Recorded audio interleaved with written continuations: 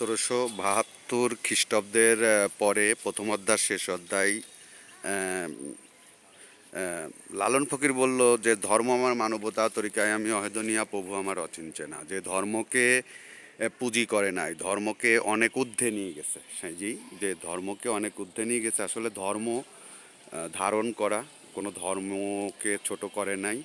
আর আমরা চাইবো আমরাও কাউকে ছোট করব না। তো আসলে সাঁইজির অসংখ্য বাণীর ভিতরে আছে মানুষ ভজলেই সোনার মানুষ হবি। তো আমরা কতটুকু বুঝতে পারি, কতটুকু হতে পারি, এটা দেখা যাবে। তো আসলে এটা দেখছেন আপনারা, আমরা যে অবস্থানে আছি, এটা একটা শিল্প অঞ্চল, এটা একটা শিল্প অঞ্চল। এখানে অনেক কবিগুরু, রবীন্দ্রনাথও এখানে বই লিখে গেছে। তো আমরা কবিগুরু রবীন্দ্রনাথের বাড়িতে গেছি, ওখানেও খুব ভালো হয়েছে।